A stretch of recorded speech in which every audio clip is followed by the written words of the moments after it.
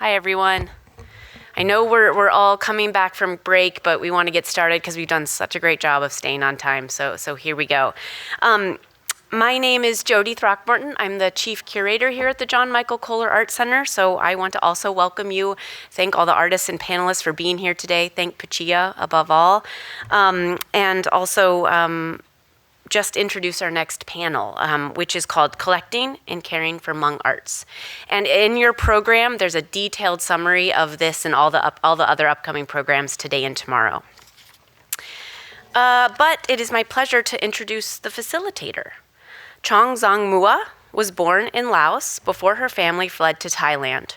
Her family came to the United States as refugees in 1989 and landed in California, where she grew up. Her research, teaching, and curatorial interests are to tell Hmong stories, centering Hmong voices and Hmong experiences. She is a professor of Hmong studies and history at the University of Wisconsin Oshkosh. Her curatorial and exhibition experience includes La Chia, Kiashia, Wisconsin, and Sifting and Reckoning, UW-Madison's History of Exclusion and Resistance at the University of Wisconsin-Madison. Currently, she has 2 co-curated exhibits at the Paint Art Center and Gardens, which if you're in Wisconsin for a bit, please go visit. Malor, A Journey Through Hmong Pondao, and Suitcase from Nia, Kong, oh geez, I almost had it, darn. Nia Kong Petua, and Suitcase from Nia Kong Petua. And so it's my pleasure to welcome Chong, who will introduce all of our panelists. Good, I heard footsteps, I didn't know. Thank you. Thank you, Jody. And thank you for pronouncing all the Hmong words. I didn't know you were going to read the entire bio.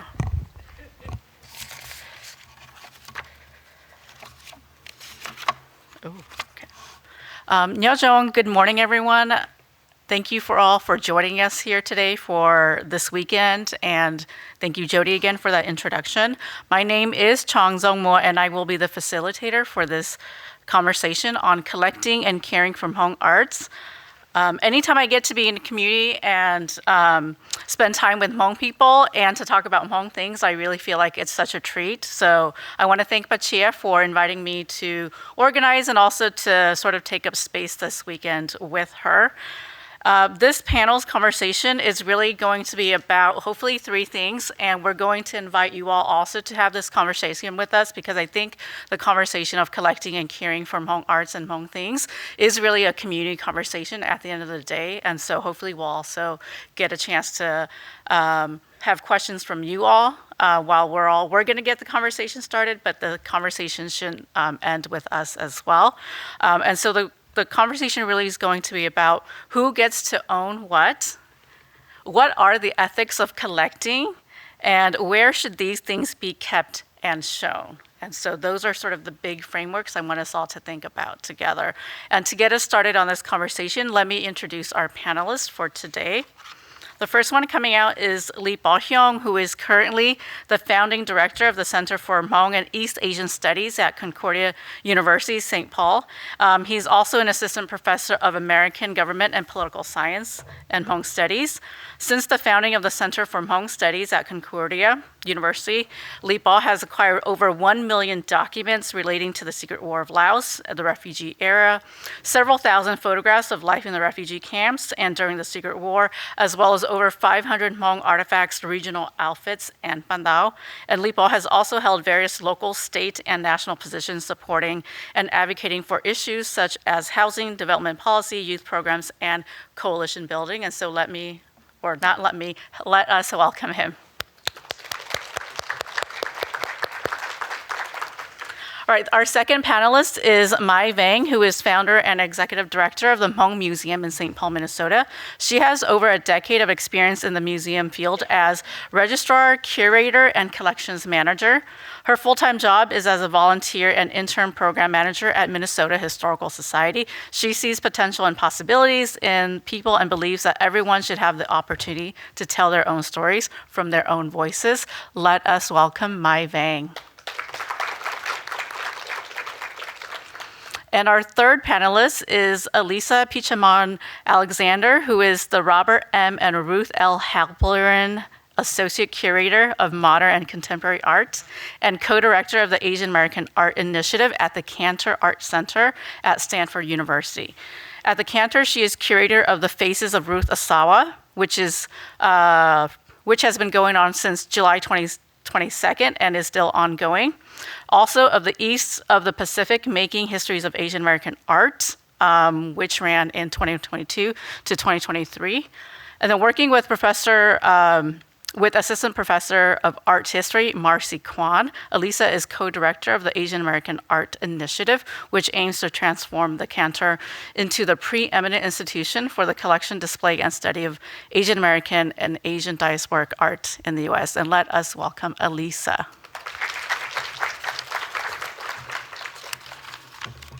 Okay, let me make my way over there.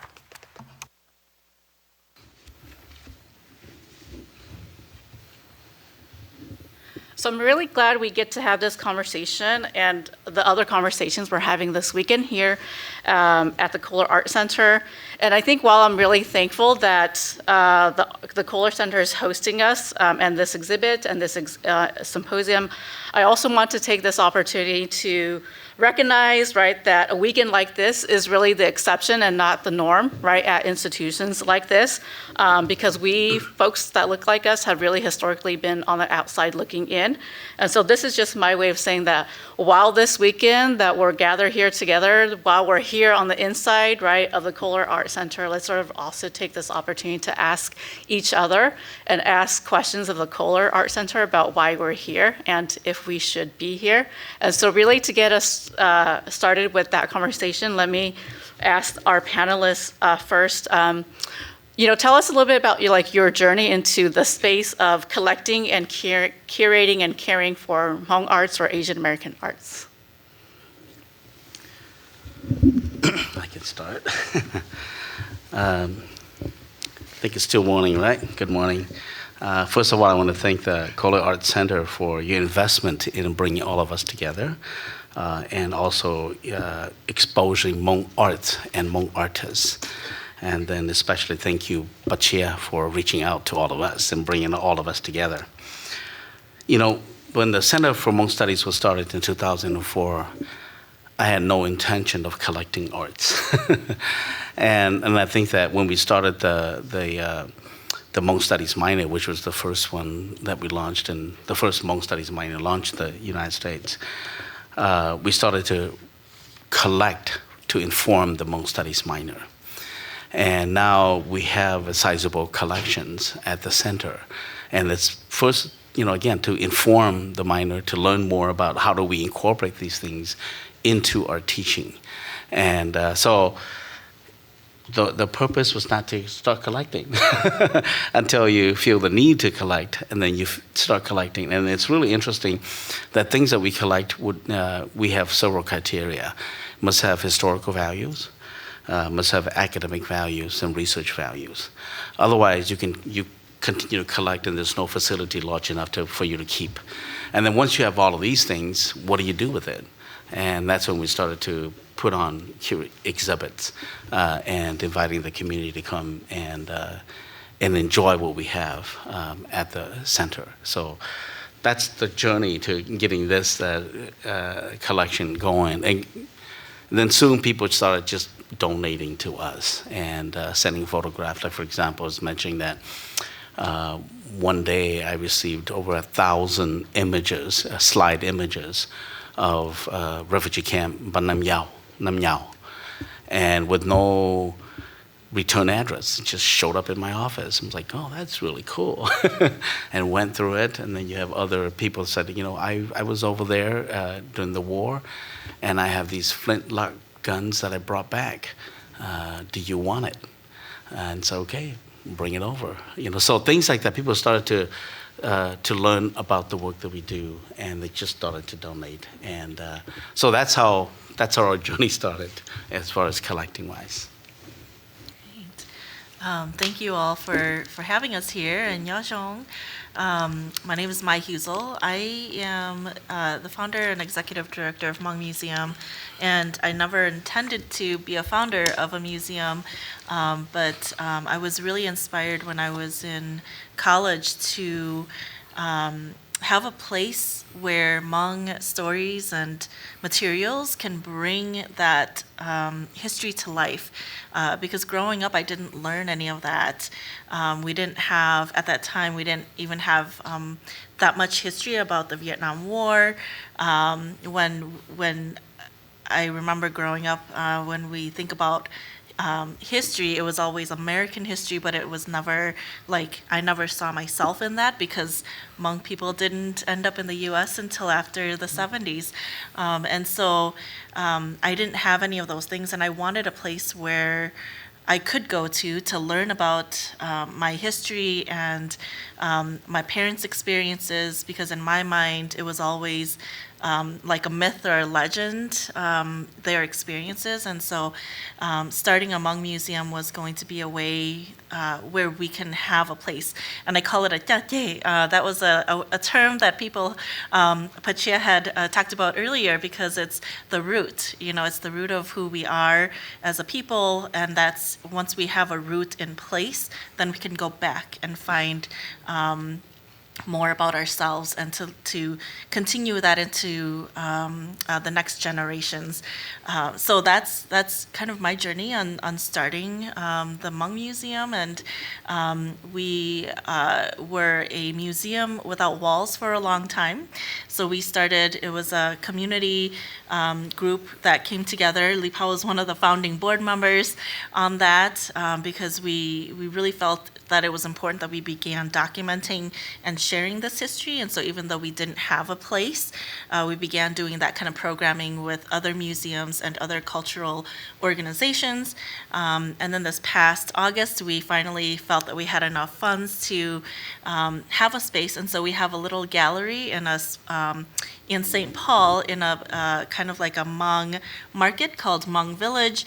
And we really wanted to be part of the community and have the Hmong community have direct access to us. And so that's really, really an important aspect of what we're doing right now.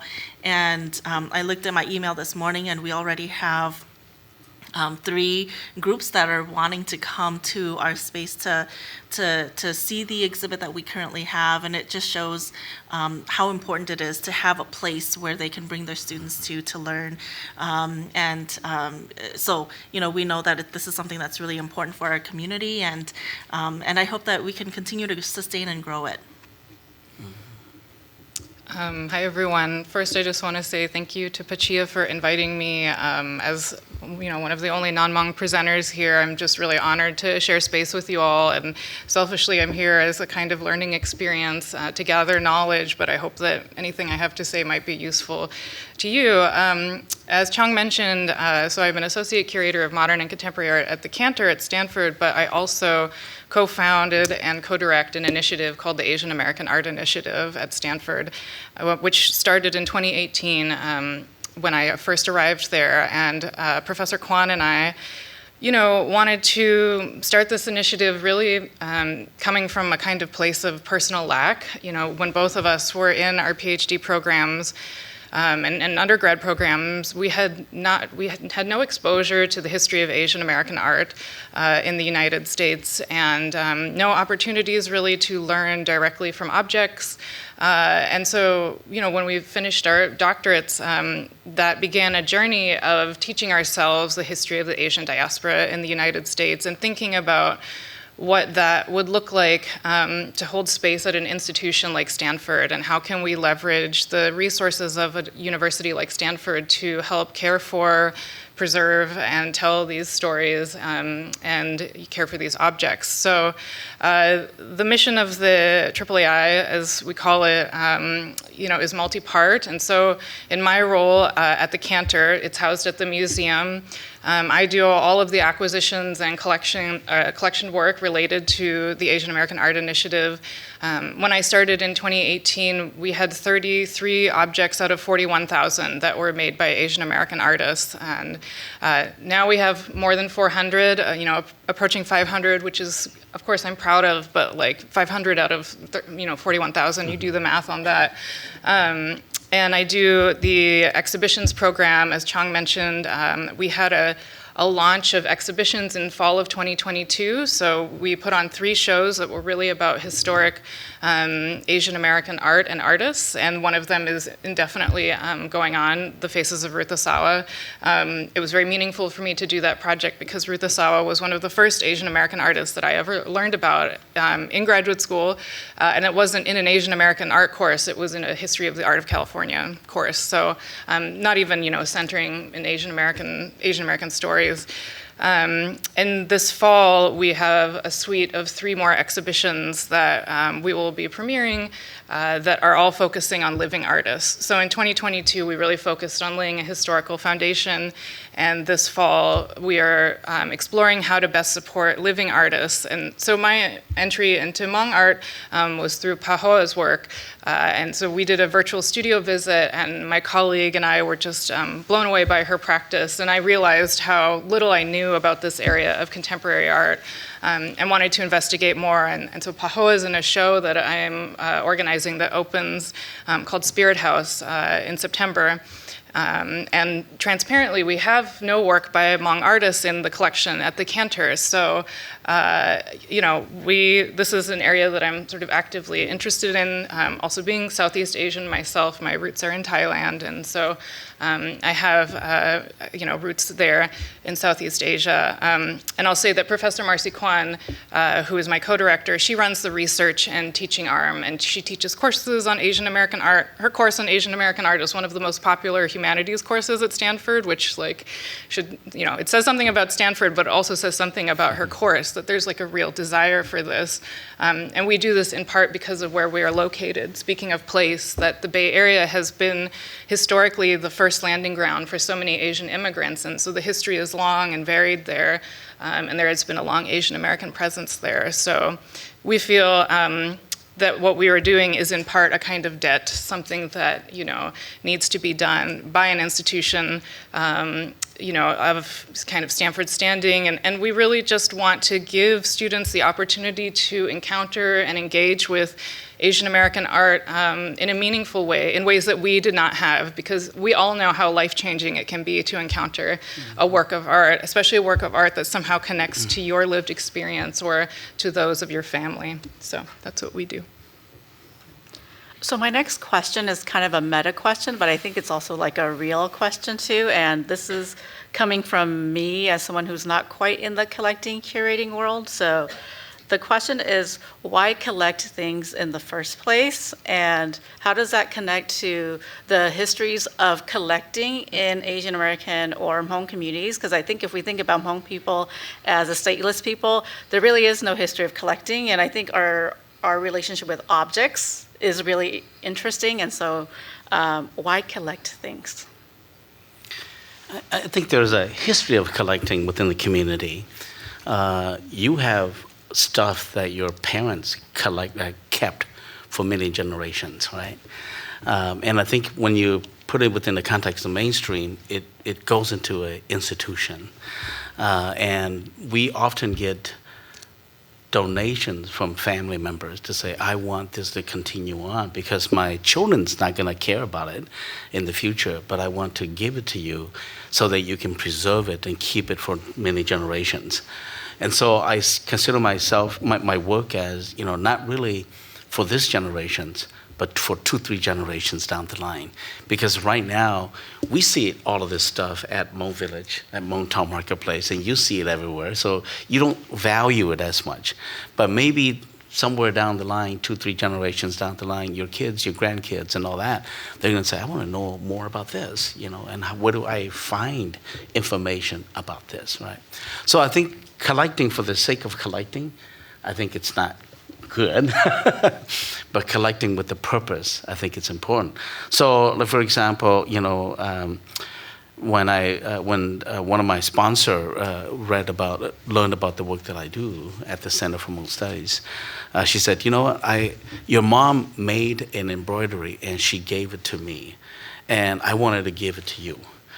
And she sent it to me, and it's the most beautiful. My mom made that while she was at the Nampong refugee camp, the first refugee camp, and just the detail and the vibrancies and all of that. And then, again, we get donations from people that say, well, I made this while I was in the refugee camp. And the theme, this is the kind of theme that was predominant during that period, right? So to look at that, and then to look at the embroideries that were made in the 80s, of refugees, giving it to their English teachers as gift, things that they made, and to see how different. And I think Oscar mentioned about the fact that, if you look at even the kind of fabric, right? The silk, the threads, it's very different. The color is very different. The theme is very different. So I think, I was traveling in Luang Prabang, and I stopped at the night market, and I brought a huge embroidery, a story cloth.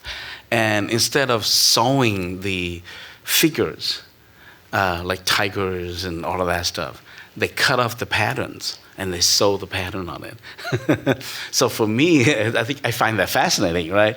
It's like, wow, there you are, it's all different. And so most of the embroideries that were made in the refugee camps, the commodification of many of these story cloth, it emerged from the refugee camp because they want to be able to make a living, send it to America to make a living. And if you look at some of those, again, they sew black figures. And then I just got a donation from a person that she was teaching in Pananikom. And that embroideries is very fascinating because it's no longer black thread, but it's those colorful threads, shining and sparkling thread. I'm like, this is fascinating, And so for me, that's why I said it's historical purposes, right? It's for documenting for historical purposes. Those are our migration history. I don't want it to, right now, I was part of a panel, and the Swedish people, the Scandinavian people in Minnesota, now they're coming back and trying to reclaim and collect those things. And I was like, we are here and now, why don't we collect it? And if we don't collect it now, maybe somewhere down the line, we won't be able to retrieve them because they're all tossed away and it won't be available anymore. So we have other immigrant groups that came before us that we can learn from. And I think we're fortunate to be in that kind of space and to be able to say, we're going to collect. We're going to start collecting things. So it'd be great to, like some of what Oscar's doing and what Joe's doing and all of you guys, all the artists, it would be great to be able to acquire your stuff because that's new art. That's new art. That's a new version of new art. But we all know that, for academic center, usually it's just an office, right? And so I think we're probably the first academic center with a museum kind of setting where we have lots of stuff on display. But at the same time, the museum world is predominantly very white and very wealthy, all right? And so you have people donating to the museum because they want a tax break, okay? And so the Minneapolis Institute of Arts would not be the Minneapolis Institute of Arts if it weren't for the Dayton family that donated all of those because they have the funds to acquire. And they donated to Minneapolis Institute of Arts so they can get a tax break. And so I think, we have a long way to go, but we have a long way to also to go in terms of empowering our community and to really say, you know what, save that stuff, save that embroidery. I get donated suitcases of people say, oh, my mom made this, and my mom gave it to me, and I said, does it contain 2-3 outfits? If it's 2-3 outfits, then your mom intended on saving one of those outfits for your funeral. Don't give it to me. I'll take the other one, but I'll give one back to you because that's the intention. So it's cultural meaning as well, and it's not just arts for us, So, anyways. Yeah. Thank you for sharing all of that, Liu Pao. I'm trained in a very traditional museum background. And so when we think about museums and collecting, it's a very Western concept. And it's not something that, like Lipa was saying, like Hmong people didn't give these items to an institution. These are things that are belongs to someone's family. These are things that people created and used, for the most part. And so my background is in that very traditional museum, world and museum collecting. But the kind of conversations I have been having in the last couple of years is to rethink how we collect, why we collect, and who should be collecting those things. Because it's not like our community is not already doing these things. We have very many people in the community who are very passionate about preserving Hmong history and Hmong culture and Hmong art, but they're doing it privately in their own homes. And I have to say, it's not only the Hmong community, but it's in African American, Somali, Ojibwe, Dakota, and so when I've had conversations with other BIPOC folks, those are their experiences, right? Their relationships with museums are very different, and a lot of times very contentious. For the Hmong community, it's slightly different because we have many people in the community who have this interest, very deep interest in preserving not just material things, but language and preserving songs and preserving these more ritualistic kinds of things that make us Hmong. And so when I think about collecting and preservation work, I also think about it from the community aspect. We should give power to that person to preserve and collect their materials. And it's not always, it may not always be appropriate to give it to an institution, like Lipa was saying, because if it should be going to someone because of it's a funeral outfit, or if it's a drum that maybe a woman is not supposed to touch, maybe we should have some policies around that. So there's all different kinds of things to think about in collecting. But I think the idea of collecting is not something that's only for a museum to think about, And so I really want to expand on the idea of teaching community members, teaching communities how to preserve their materials in the best way they can so that it can be preserved for as long as possible. So some of the kinds of things that we are thinking about at Hmong Museum is bringing in folks from the Midwest Art Conservation Center to teach Hmong community members how to different ways and different solutions to clean silver, for example, and how to protect that from the textiles that they're with. But also, MAC is interested in learning about how the Hmong community preserves it itself also. And so, our knowledge of how we do things is just as important. And so that's a conversation I want to have with people in the community, and to be able to give power to those individuals to be able to collect on their own, but really giving them that kind of guidance so that they like what my dad did. He threw out all of the cassette tapes, from, that were letters to his family. And I'm just like, oh, if I was here just, a few years earlier, I could have helped him save it, And so that's the urgency of it, is that some people may not even realize how valuable it is, the things that they have. So that's my take on collecting and why we need to start thinking about that and having a different kind of conversation around collecting.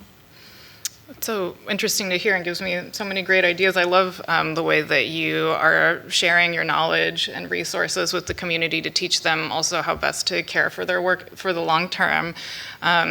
Because ultimately this is like a question of the institutionalization of any kind of art form and like the pros and cons of that. And that's something that, I grapple with and deal with all the time. And the way that I kind of look at it for myself is as in terms of stewardship, in terms of the ways that I can support what community members are already doing for themselves in a small way, because, you know, even a place like Stanford has its own limitations, but if there is a way that I can come in and support through acquisitions, the capacity to tell different kinds of stories at the museum. I mean, when a museum acquires something, ideally, you know, you're placing it in the care of the public trust, and it becomes an accessible object that, you know, all of the works in our collection are searchable online through our database, and you can request to come look at them, and we will pull them out and show them to you in our classroom.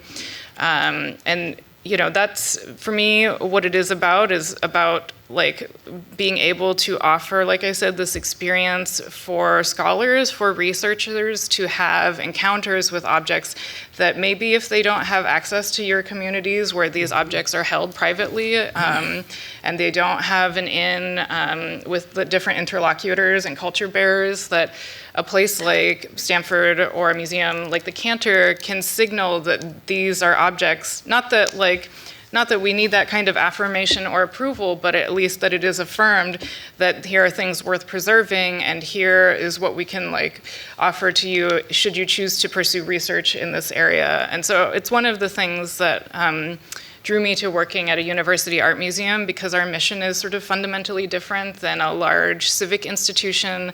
I often acquire things for the collection that are not like the key, prime, largest, best, most pristine example of an artist's work. Like, of course, we pursue that as well, but when you're working at a place like SF MoMA, like a large museum in the Bay Area, they are looking for, you know, the primest example of an artist's practice, where I am looking for that, but I am also looking for things that need help and care, or things that possess a lot of value in their own right, or are documents of history and culture. We have a significant collection of work made by artists, Japanese-American artists who were incarcerated under Executive Order 9066, and they're amazing drawings, right? What you might consider on a smaller scale, right? These are things that are of major historical impact, but in terms of visual impact, perhaps you wouldn't categorize them as such.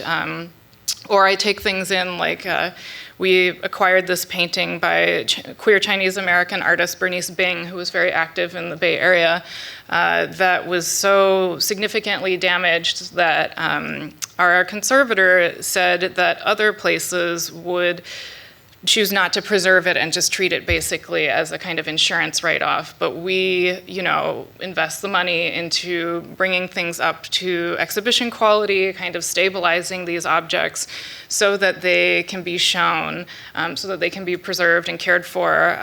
And, you know, we won a grant from Bank of America, because Bank of America has an art conservation program that allowed us to, you know, care for and preserve these works and then make them available and stable for future display. And also, when you place an object in an institution like the Cantor, we are able to lend these objects to other institutions and make them more accessible that way. So, you know, we've had our works in the collection travel to Japan for a recent exhibition about Japanese-American immigrant artists in the United States.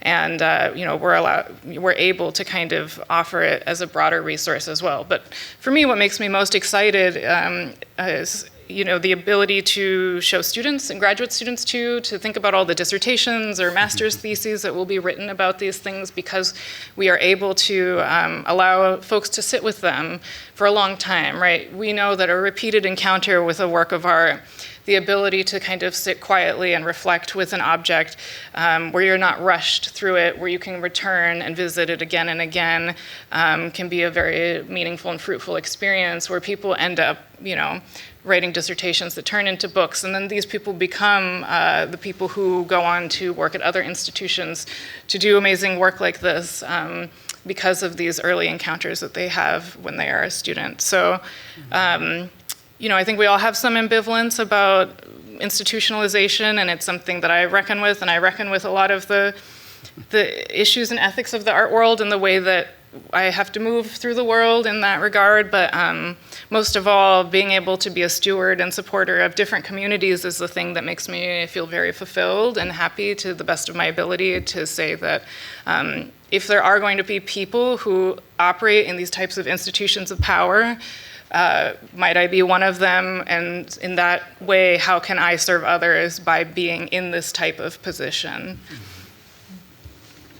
So we've heard the I word a lot, right, which is institution, and I think there's a lot of feelings about it. And I think I want us to sit in the I word a little bit more. And so I'm going to ask the question of what is the role of institutions then? And how do you sort of negotiate your own positions in there?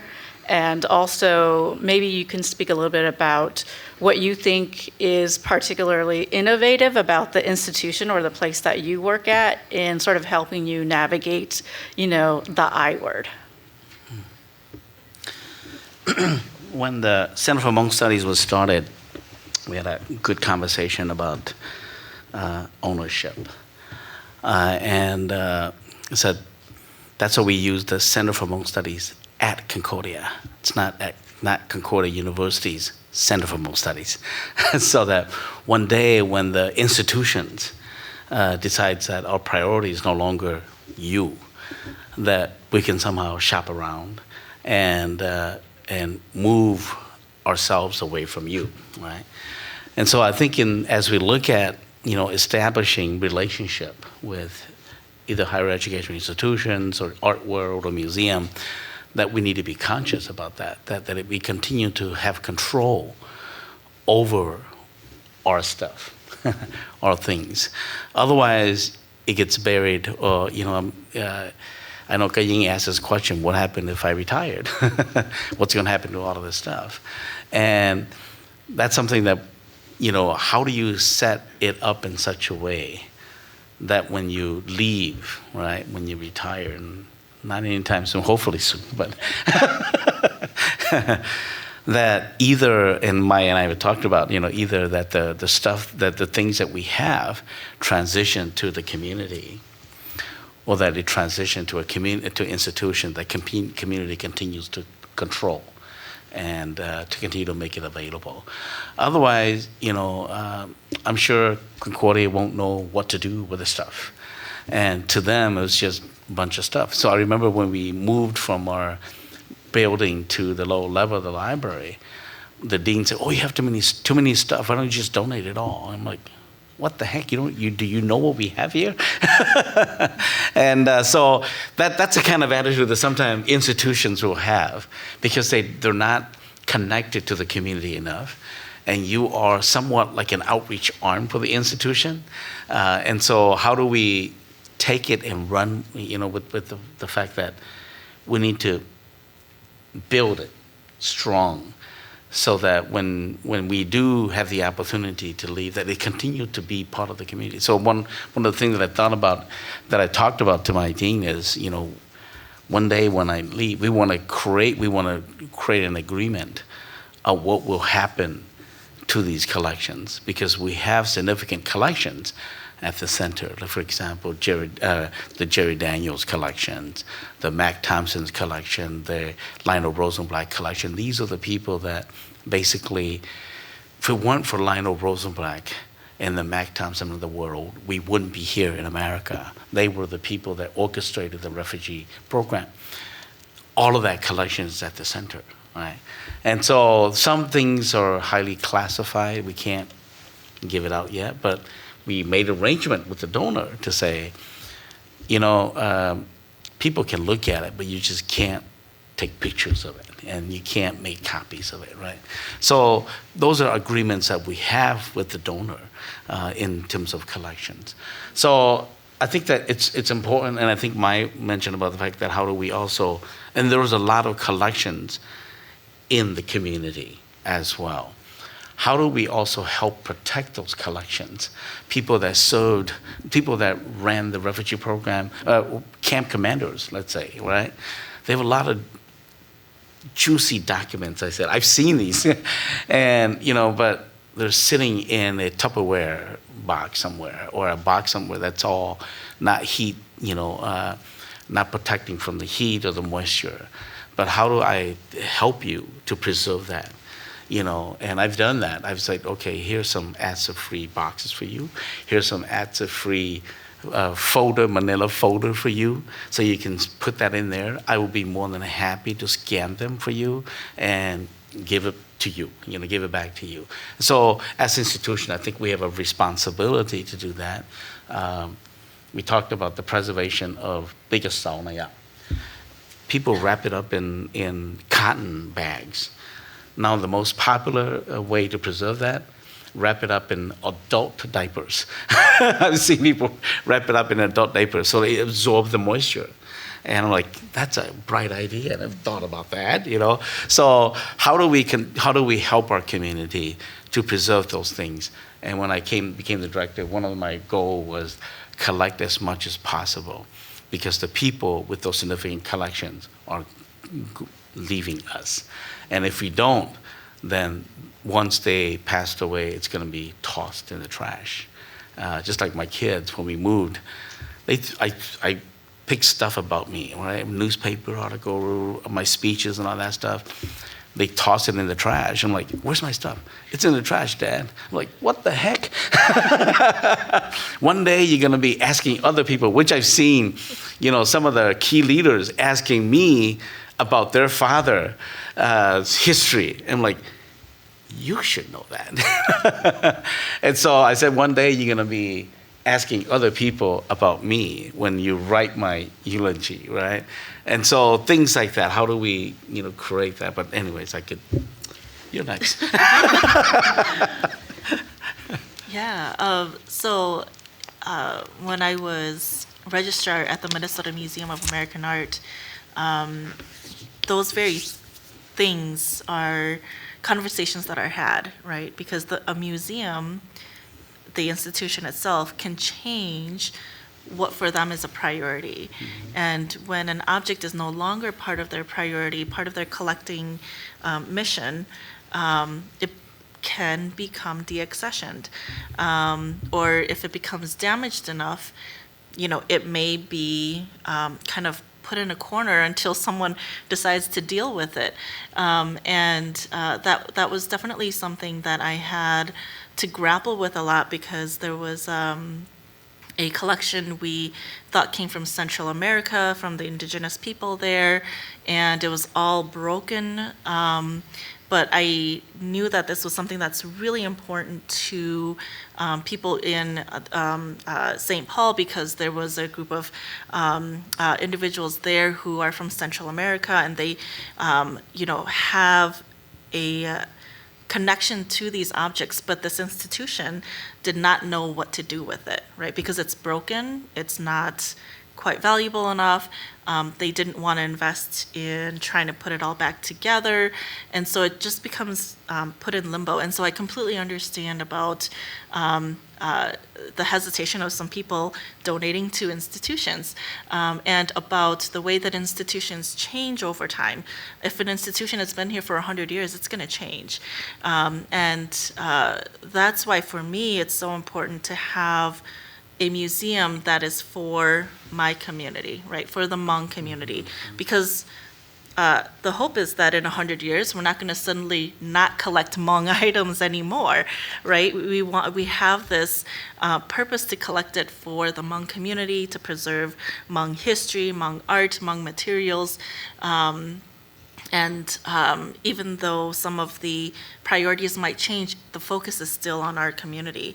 And this is something that I've seen in the Twin Cities quite a lot. So there has been, since the founding of Hmong Museum, there has been other ethnic museums that have started coming up. So 2 African American museums have come up. The Khmer Museum is coming up. Somali Museum, they started a couple of years before we did.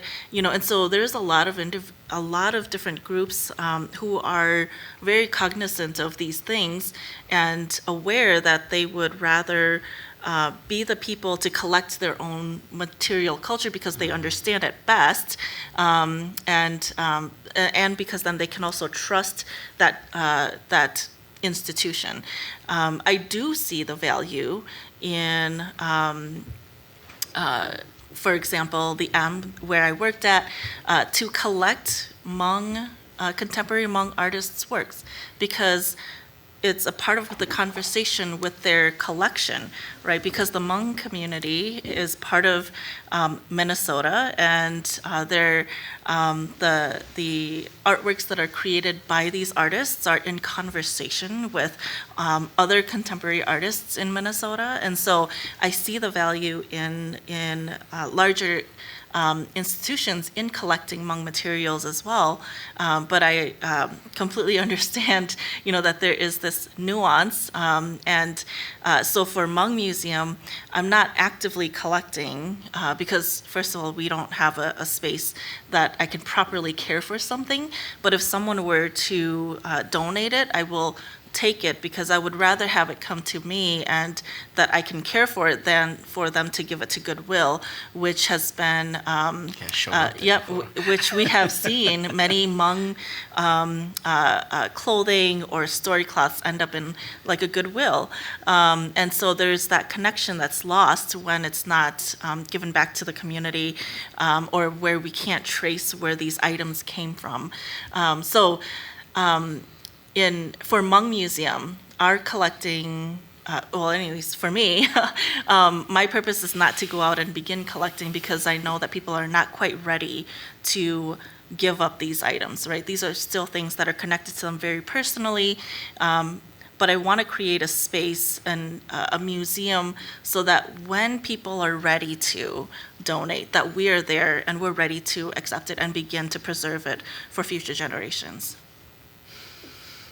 I think one of the primary and necessary critiques of large art museums or institutions is that so often, the concern has been about the primacy of the object, which of course objects are really important and they're such a key thing in what we do, but the focus on the object has come at a disservice to the community, or ignoring the community that has been there to help steward and preserve that work. So like museums care about the art, but not the artists or the communities that have made them. And so I love being part of conversations like this, because it can change the orientation of the way that an institution thinks about working with its collection, and when appropriate, by invitation from community members, is there a way for us to step in and do our small part in thinking about long-term preservation or narrative telling, capacity.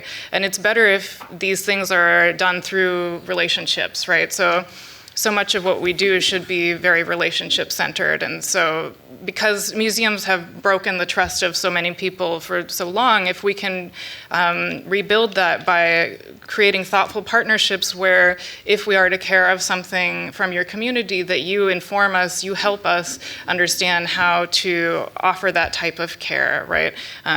Because we see this happen so often with like indigenous objects in museum collections, where things are sort of displayed inappropriately or without the correct context. And so on the one hand, I want to be attentive to not be extractive to communities. Like, I just don't want to go out there and just be like, you need to tell me how to do everything, but rather like make a relationship the central mode of engagement. And then what comes out of that is perhaps some small form of stewardship. And we've done it over and over again a few times, at least in the Bay Area. I've entered so many people's garages and storage units and houses, and I'm always very moved by, the work that they've been preserving and carrying, because so often for Asian American artists in history, these works have remained in families, right, that have been passed down, and it's like an incredible burden to have to care for these works as much as we want to or care about them or know that they're important. Like, taking care of objects is not an easy thing. And the fact of the matter is when I do these visits, I know that I can't take everything.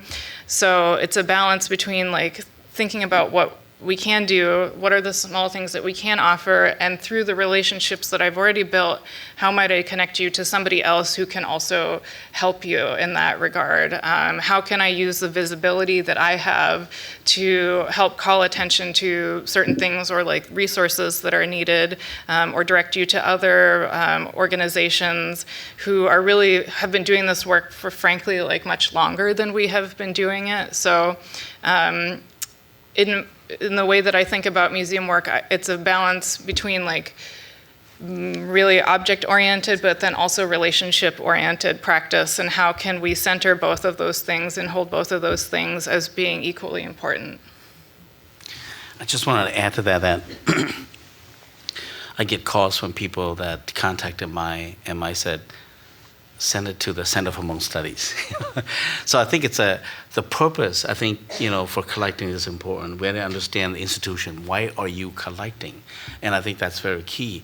A colleague of mine, recently, I saw it on LinkedIn, and he's got I don't want to say the name, but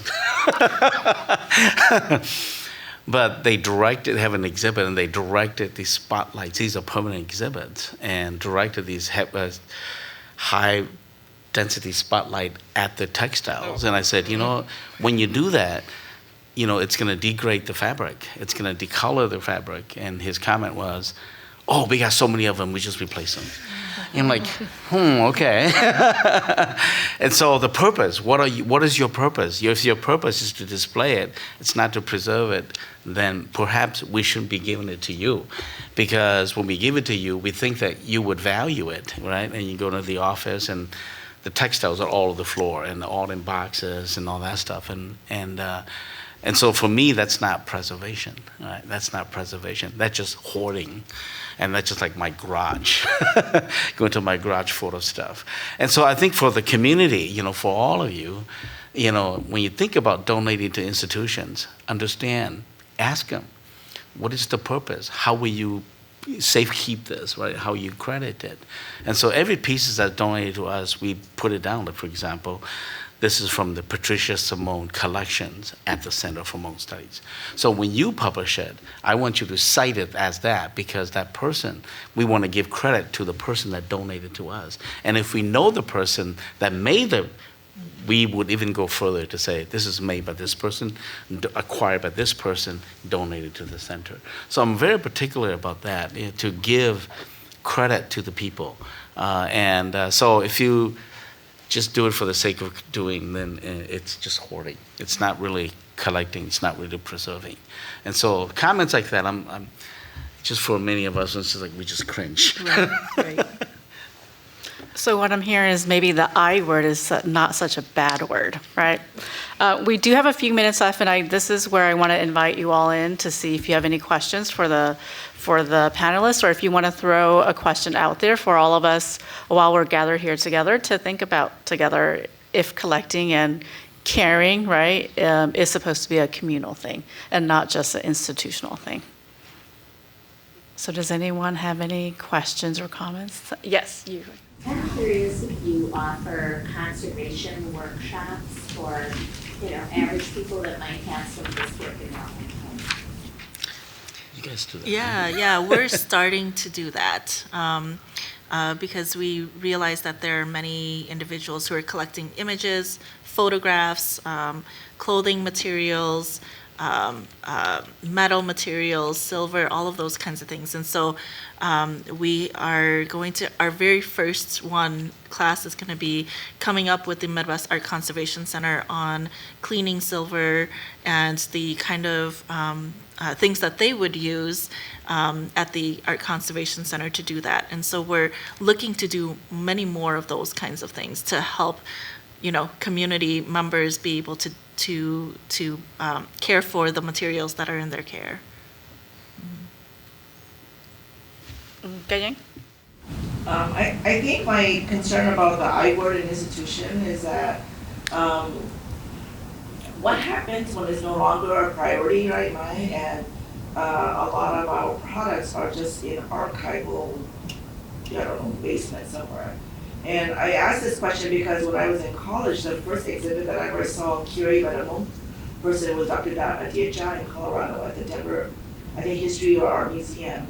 And it was very exciting for us to see all of that, and we were very excited that the Denver Museum actually invested in a lot of artifacts. They call it artifacts, but it's really HMong outfits, right? And I remember asking this question, what will happen to all this stuff when it's no longer on exhibit? And sadly, Dr. Dia and I said to me, well, then it goes into their archives, which is like in a heat, maybe controlled basement somewhere. And even as a young woman, my heart was kind of broken at that point to say, well, then I may never see these items again, right? So to this day, I still question that a lot, and I know I've been in conversation with you a lot about we do this for the future, right? And so how will these things be accessible to the future? And I think that's my ambivalence with the institutions and the community, and including what I'm doing as well too, right? So I'd like to hear you talk a little bit about how we can do that. And I think that accountability is not just on us, it's on other institutions that have a lot of stuff that's ours, right? Our communities. And so what is the message that we want to set out there? Yeah, absolutely. Within the last 10 years, many institutions are starting to have these conversations. There are laws now, NAGPRA, for Native American materials that are going to be repatriated back to those communities. And so these conversations are starting to be had. And this is the time to go to your institutions and ask these questions of them. Working with colleagues at the Minnesota Historical Society and other organizations, other museums, I know that they're having these conversations, but it's very difficult for them to move their big ship, right? They're a big organization, lots of bureaucratic things that need to happen before they can create new policies. They don't even know how to navigate some of these conversations. And so if it comes from the community to them and saying, hey, we want to have a conversation with you about this collection that you have, we want to be able to access it.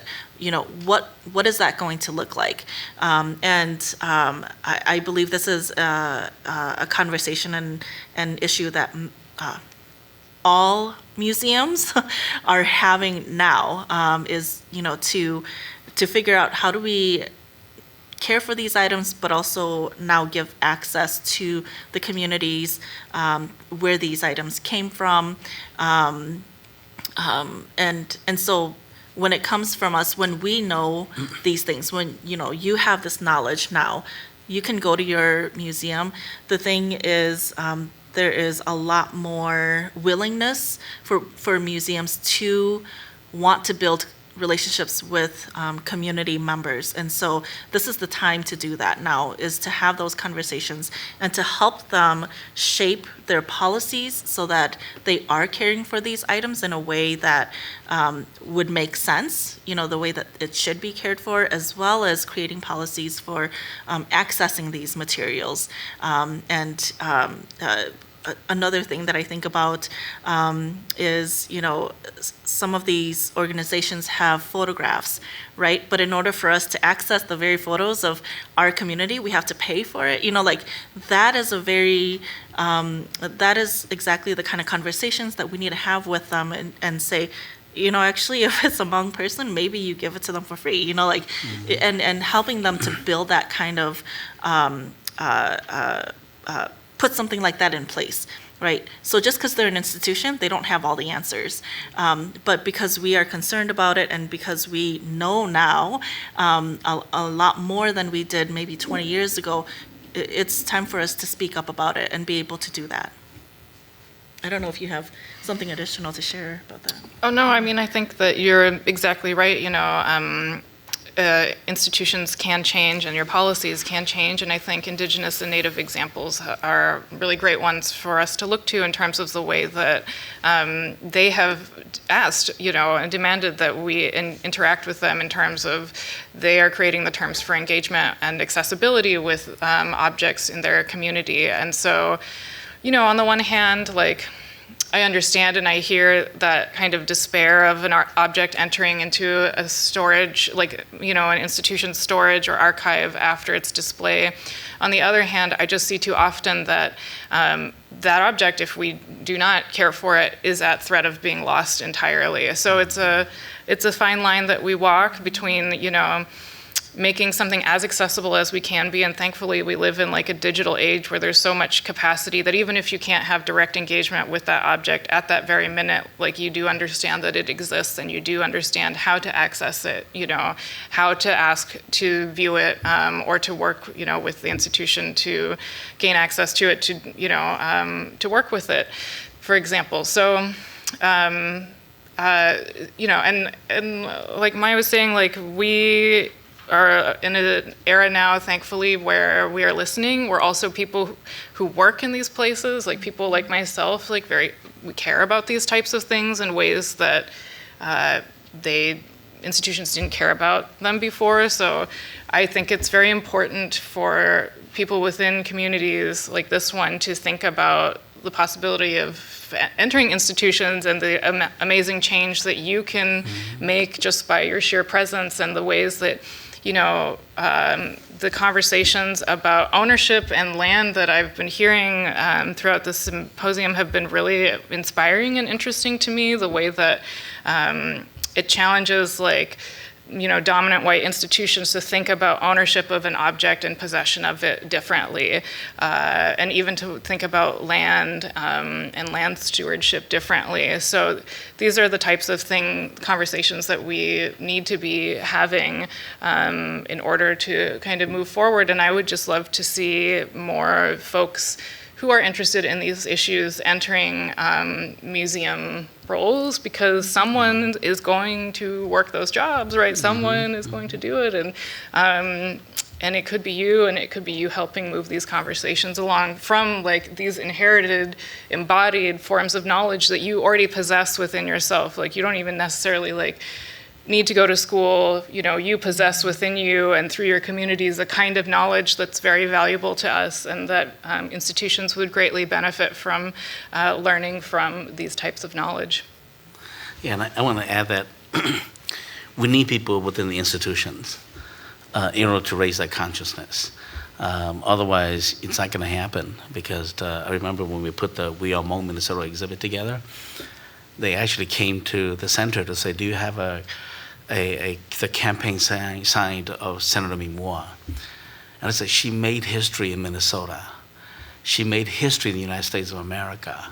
You didn't even have interest to collect her campaign sign or her campaign literature, right? The first Hmong to be elected to the state legislature.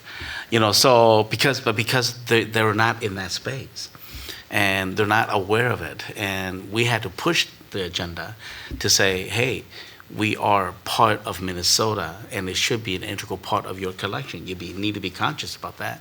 Or if not, partner with the community groups. And if we're collecting it, you may not need to collect it anymore. But if we have an extra one, we can loan you another book, or we can loan you another piece that's duplicate. And so I'm on the board of Ramsey County Historical Society, and I'm the chair of the collection committee. And so I'm very conscious about the fact that I want our history to be represented in your collection.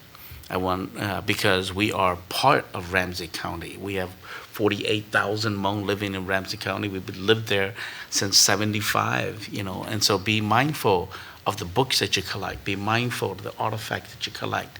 And if you don't have it, how do we help you to do a better job? And if you have it, how do we do a better job of helping you to tell the story as well? So I think there's element of that, but if you don't have somebody on the board, of these institutions, it's going to be very difficult to raise that consciousness.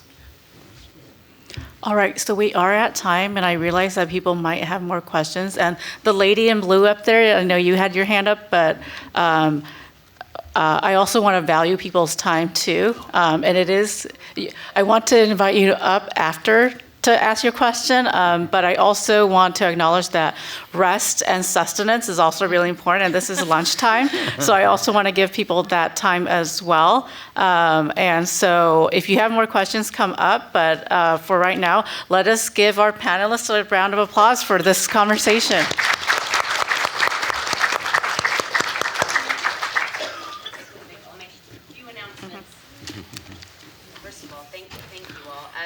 The institution, one of the institutions, I can honestly say we have a lot of work to do, and just the chance to listen to you all today has been really wonderful, so thank you.